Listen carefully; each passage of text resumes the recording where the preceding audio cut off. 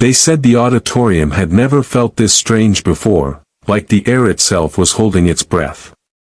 People whispered, shifted in their seats, checked their phones, and wondered why the show was running behind schedule. But none of them knew that in the next few minutes, something would happen that they would talk about for years. Something that would change the way they looked at ordinary people forever. It all began with a woman who didn't belong on that stage. Or at least, that's what everyone thought. She entered quietly from the side door, unnoticed at first. Her steps were soft, careful, almost hesitant. She wore a dress that looked older than half the audience, its fabric worn from too many washes and too few choices. Her hair was tied back in a simple knot, practical but tired, like someone who had long ago stopped doing things for herself. She clutched a small, cheap microphone with both hands, holding it like someone protecting the last fragile thing they owned. She wasn't glamorous. She wasn't confident. She wasn't expected. And yet, something about her presence pulled at the air. The spotlight followed its usual pattern, sweeping across the judges' table, gliding over the crowd, and then, unexpectedly, landing on her. But instead of cheers, the room fell into confusion. People frowned. Others leaned to their friends. A judge raised an eyebrow. Someone whispered, "Wasn't she cleaning backstage earlier?" Another voice replied, "Is she a worker?" The murmur grew until it became a soft wave of disbelief. Because yes, she worked here. She was the janitor. The woman who mopped the floors long after rehearsals ended. The one who emptied bins while musicians practiced their dream songs. The one who held doors open for contestants rushing in with makeup and hope. The one no one ever asked about, because no one ever noticed her long enough. She wasn't supposed to be here, on stage, under lights, in front of cameras. This was a place for stars, not for someone who scrubbed the stage for minimum pay. But there she stood, her shoulders trembling slightly as hundreds of eyes locked on her. For a moment, she almost stepped back. Her foot slid 1 inch toward the shadows, toward the safety of invisibility. The spotlight caught the hesitation like a heartbeat skipping a note. She looked down at her shoes, scuffed, practical, nothing like the sparkling heels worn by the contestant before her. She looked at the judges, unsure. Then she looked at the microphone in her hands. Her grip tightened. She wasn't lost. She wasn't mistaken. She was here because she made a promise, to someone who could no longer hear her. And tonight, she was finally gathering the courage to keep it. Still, the audience didn't know any of that. All they saw was a poor woman, a janitor, standing alone on a stage meant for stars. And that misunderstanding created a tension so heavy that the air itself seemed to tilt. Someone in the crowd snickered softly. Someone else shook their head as if this was some kind of joke. Even the backstage crew exchanged confused glances, unsure whether to intervene. But then, something happened. She lifted her head. Not fast.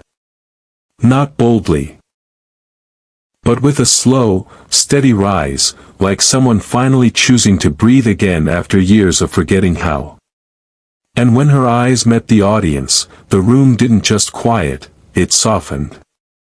Her eyes weren't ordinary. They were oceans. They were storms.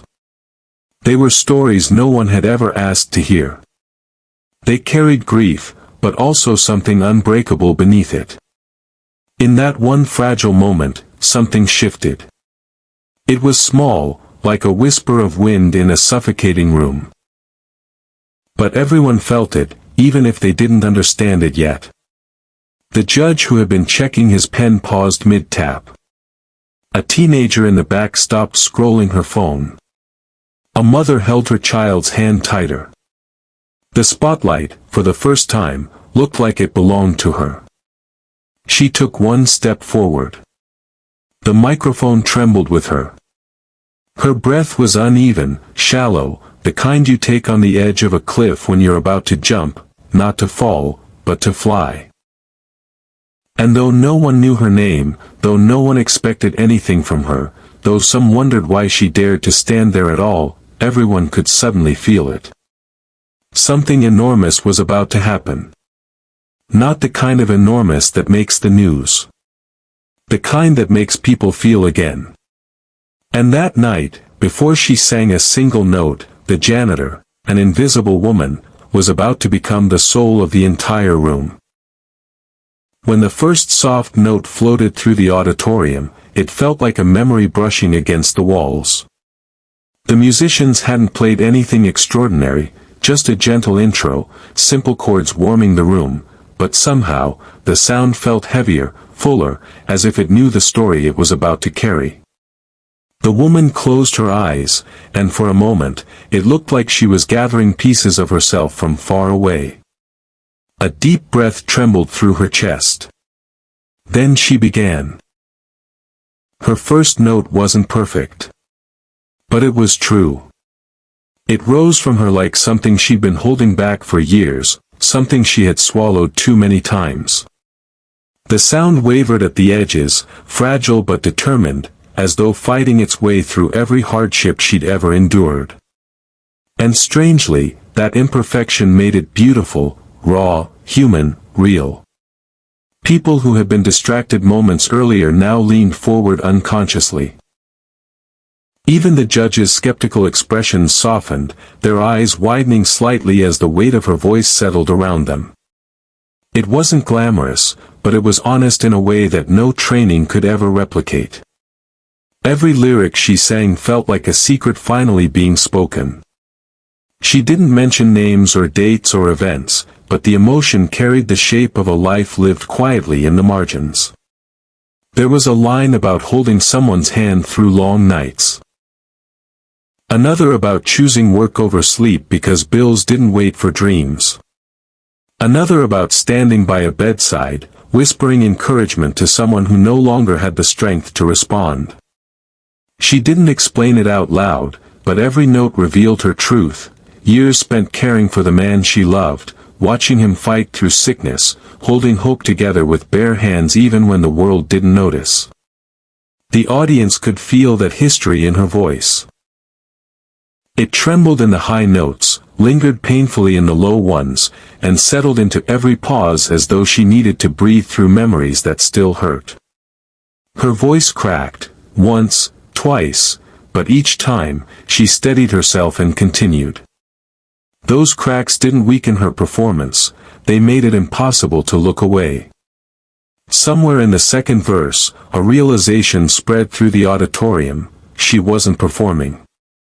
She was releasing something that had been locked inside her for years. A woman in the front wiped her eyes with the sleeve of her sweater. A man near the aisle pressed his lips together tightly, trying to hold back emotion.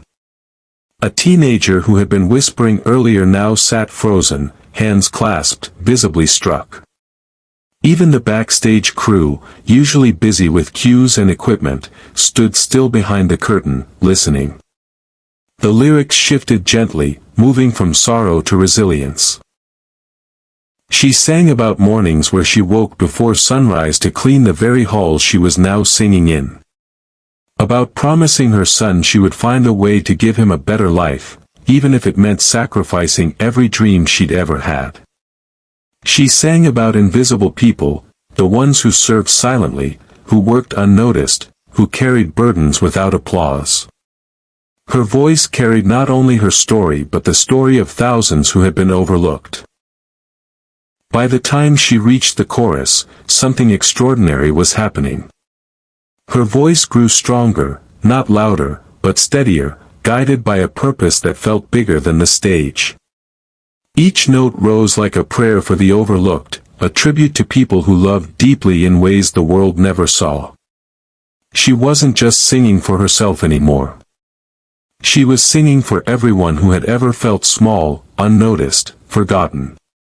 The judges felt it too.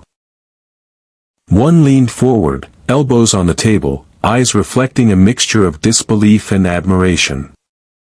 Another pressed a hand to his chest, clearly moved.